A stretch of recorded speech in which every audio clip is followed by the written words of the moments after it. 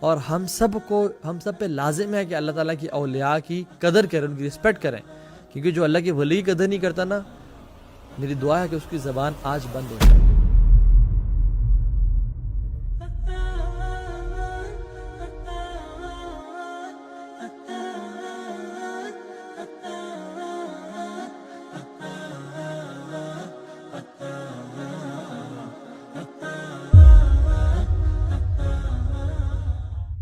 ٹھیک ہے جی، ہم بہت سے لوگوں سے سنتے ہیں کہ دیکھیں نا جی، ٹھیک ہے آپ ہمیں کہتے ہیں کہ اللہ سے شرک نہیں کرنا چاہیے، اللہ اکیلا خالق ہے، مالک ہے، رازق ہے، اولاد دینے والا ہے، رزق دینے والا ہے، لیکن جی ہم تو فلاں شخص کے پاس جاتے ہیں، وہ بڑی کرامات والے ہیں، وہ بڑے عطاؤں والے ہیں، وہ بڑا نوازنے والے ہیں، ان کے در پہ بہت سارے لوگ ہیں اور اولاد لے کے آئے اور رزق لے کے آئے، تو یہ کیوں نہیں جائز؟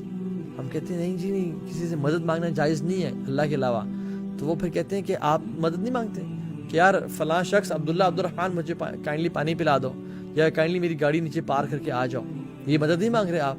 تو ایک اصول یاد رکھیں، جس شخص سے آپ مدد مانگ رہے ہیں اگر اس میں 3 کوالٹیز پائی جائیں اس سے آپ مدد مانگ سکتے ہیں، which is حی، حاضر and قادر۔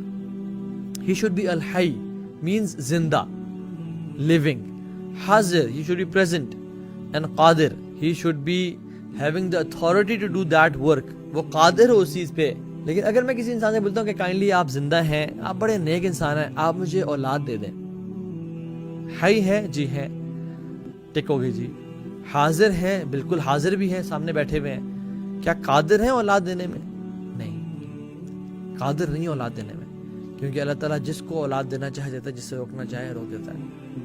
ایک شخص جو قبر میں ہے، چاہے بہت بڑا اللہ کا ولی ہے، اور ہم سب پہ لازم ہے کہ اللہ تعالیٰ کی اولیاء کی قدر کریں، ان کی رسپیکٹ کریں، کیونکہ جو اللہ کے ولی کی قدر نہیں کرتا نا، میری دعا ہے کہ اس کی زبان آج بند ہو جائے، کہ جو اللہ کے ولی کی قدر، جس کا جو اللہ کا ولی ہے، جو اللہ کے ولی کو دشمن بناتا ہے، اللہ تعالیٰ کو دشمن بنا رہا ہے، وہ کہ اللہ کے دوست کو دشمن بنا رہا ہے۔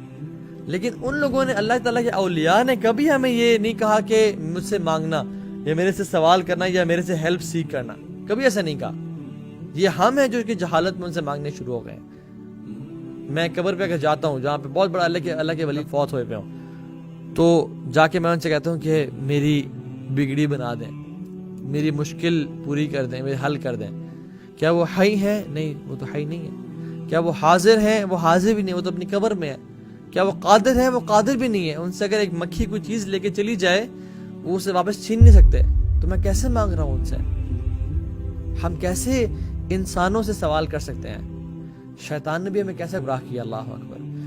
وہ ڈائریکٹلی تو لات عزا کے سامنے سجدہ تو نہیں کر رہے، لیکن وہ لنگڑا پیر اور ننگا پیر اور بابا شاہ، پتہ نہیں کن کن پیروں کے پاس، کالا بالا بابا اور بنگالی بابا اور کہیں بھی پاس جا رہے ہیں کہ ہماری مشکلات کا حل کر دیں، ہمیں یہ کر دیں، وہ کر دیں۔ اللہ اکبر۔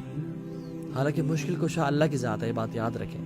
حاجت روا اللہ کی ذات ہے، بگڑی بنانے والا اللہ کی ذات ہے، دستگیر اللہ کی ذات ہے، غوث اعظم اللہ کی ذات ہے۔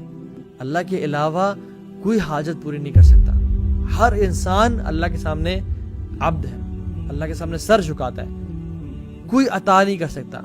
لوگ پھر عجیب مثالیں دیتے ہیں، سبحان اللہ، کہ دیکھیں نا، آپ نے اگر پریزیڈنٹ کے پاس جانا، پرائم منسٹر کے پاس جانا ہو، ٹھیک ہے، تو آپ ڈائریکٹلی اس کے پاس تو نہیں چلے جاتے نا، آپ اس کے اسسٹنٹ سے اپوائنٹمنٹ لیتے ہیں، پھر وہ آپ کو جو ہے نا اگلے بندے کی اپوائنٹمنٹ دیتا ہے، پھر آپ کو ٹائم لیتا ہے، پھر آپ جاتے ہیں، ملتے ہیں ان سے۔ تو اللہ تعالیٰ سبحان اللہ، ہم نے بندوں کا قیاس اللہ تعالیٰ کی ذات پہ کر دیا۔ کیا پریزیڈنٹ یہاں سے اگر میں اپنے آفس میں بیٹھ کے اس کو بلاؤں، وہ سن سکتے میری بات کو؟ نہیں۔ اور اللہ تعالیٰ یعلم خائنۃ الاعین وما تخفی الصدور، وہ آنکھوں کی خیانت کو بھی جانتا ہے اور وہ دلوں میں چھپے راز بھی جانتا ہے۔ میں اگر پریزیڈنٹ کے بارے میں سوچوں، کیا وہ جانتے ہیں کہ میں سوچ رہا ہوں؟ نہیں، اللہ تعالیٰ جانتے ہیں۔ کیا پریزیڈنٹ میری شارخ سے زیادہ قریب ہے؟ نہیں۔ وَنَحْنُ أَقْرَبُ إِلَيْهِ مِنْ حَبْلِ الْوَرِيدِ، ہم تمہاری شارخ سے زیادہ قریب ہیں۔ انسان کا یہ اللہ تعالیٰ کا نعوذ باللہ قیاس انسان پہ کیسے کر دیا؟ یہ تو بہت بڑی گستاخی ہے۔